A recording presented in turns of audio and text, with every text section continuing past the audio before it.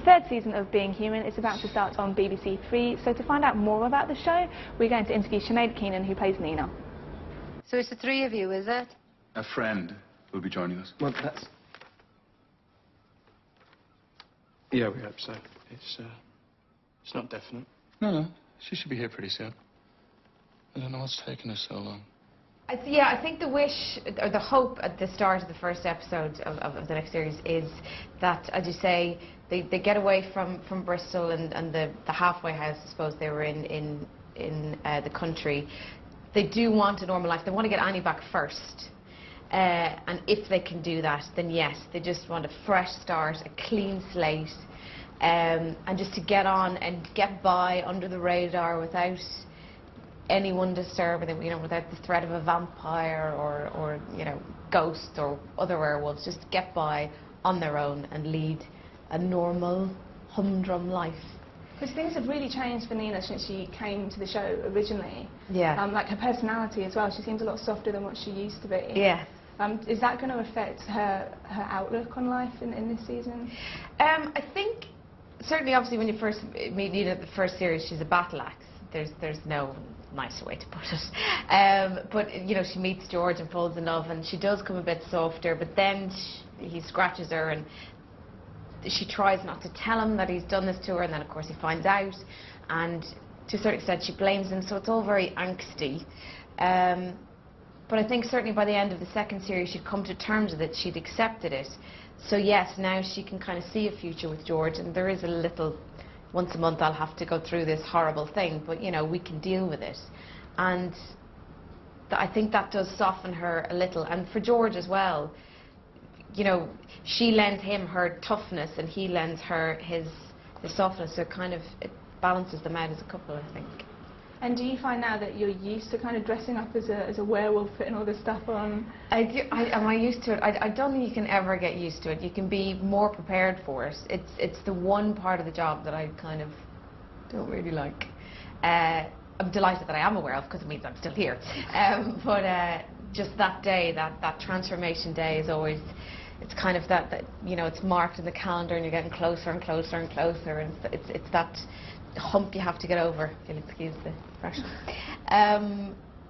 But yeah, basically you just stand there and let the experts do their work. You just have to sit still and not talk and be cold, and just fine. There's worse jobs.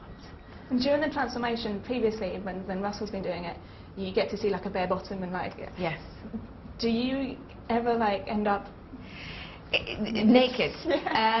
Well,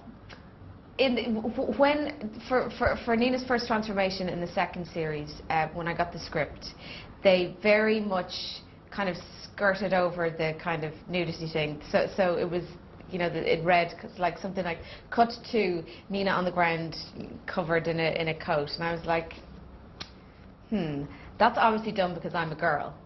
Now, not that I want to be, you know, charging forth on the feminist issue here, because I'm quite happy not to be naked on screen, but I kind of felt I should really do it. So at the very, very last minute, I did. You don't see a lot, but I was. Poor Lenora Critchlow, God love her.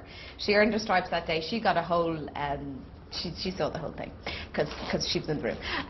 But on screen, it just meant you saw my bare back, and you might see bits, but nothing too bad, I don't think. Topless is about as far.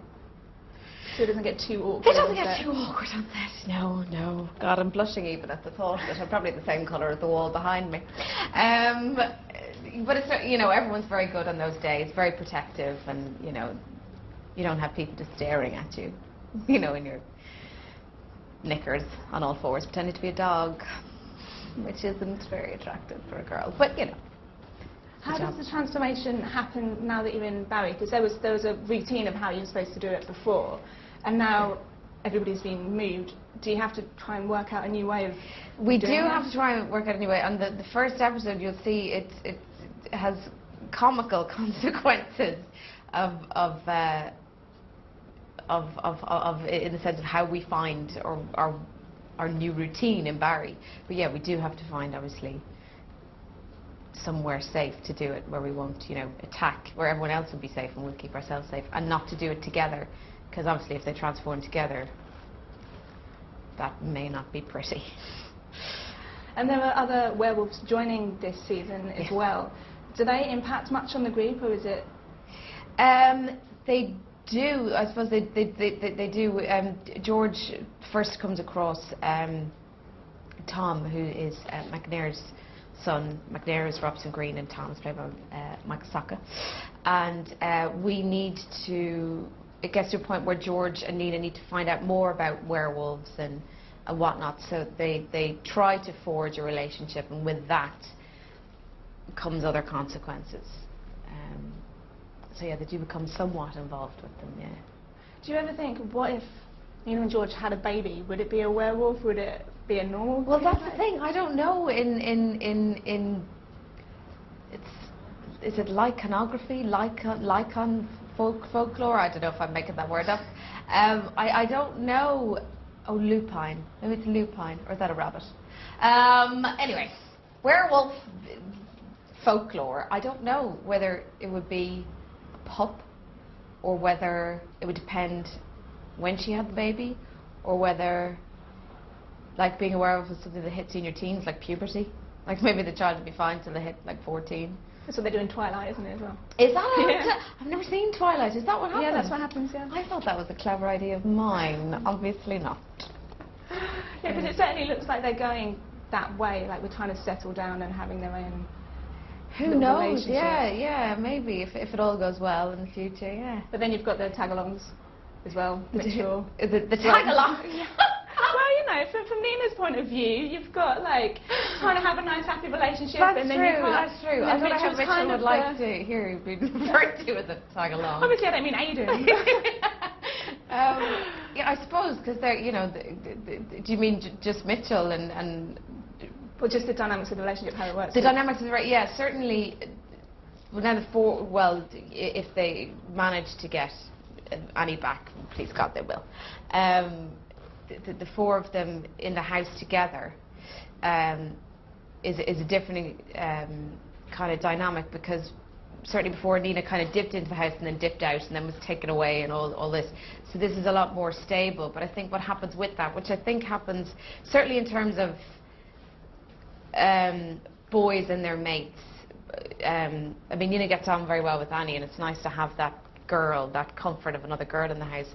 In terms of Mitchell, there's always been something off with Nina and Mitchell. It's never been explicit, but they've never exactly gelled incredibly well. I don't sense that there's a whole lot of love there on either side. And I think certainly now that things seem to be a lot more stable for Nina and George, something shifts in the dynamic with Mitchell and George and Mitchell and Nina. It's like when you go out with someone, and you know, if you go out with a guy or a girl and their best mate feels slightly kind of pushed out of the way, which happens in life, and you just have to find your way around it, and dynamics change. But yeah, I think that's something that will change and might have consequences as well. What about Nina finding a new job? Because she's moved house, so presumably... She's moved house, but clearly Nina has a great CV, because she's got a job in, is it Barry Hospital, or some hospital near where they live. So she's nursing again. But it doesn't play like a huge part, like the fact that she's working and also a werewolf, like, and the fact that she's now more aware of no, I think what she's done is she's scheduled her shifts very well. She's looked at the calendar. She knows when it's going to happen. So, and what she does as well, I don't know if, I'm sure people will have noticed, but when she's, and I'm not sure how NHS correct this is, but under her scrub she's got long-sleeved top, and the right one is always covered, because that's where her scratches are, because people would ask questions, I suppose. So that's always covered, which is handy, because it means for me I don't have to get my scars put on. Have you got a favourite scene from this season? Favourite scene?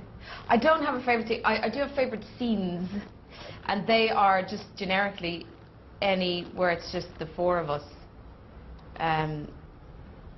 because they're quite selfishly, they're just very good fun to film, and we just mess.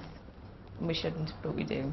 It must be quite nice for you, because it started off as a 3-lead ensemble Yeah. cast, and now to come in as the 4th person, and you seem to have just meshed really well. And Listen- certainly, it feels that way on screen. Yeah, I'm just a blow-in. Literally, I'm just an afterthought. I'm like a surprise 4th baby that they didn't think was going to arrive. Yeah, no, I'm very lucky. Yeah, that Toby didn't kill me or get rid of me when he could have done. I think that was the plan. But also that, you know, Aidan, Lenore and Russell are so lovely and so great to work with. So hopefully that comes across. We do have a lot of fun. And no, listen, I'm very grateful. I know that I've got a stay of execution. But no, I'm very lucky. Well, not necessarily, because you know, people seem to die or cross over and then come back. That's true. So On this show, death means nothing. So I will live forever. I'll say that that'll be the type of thing they'd show on a clip when I was dead. We've been trying to shift this place for months. I reckon it's haunted. No, it was nothing. Yeah. Do you know what really, really excited us? It was the basement gym. Oh, Yeah, so she's excited. Could we have a look? Depends on how good you are at handling disappointment. Come on. I'll just go this way. Basil?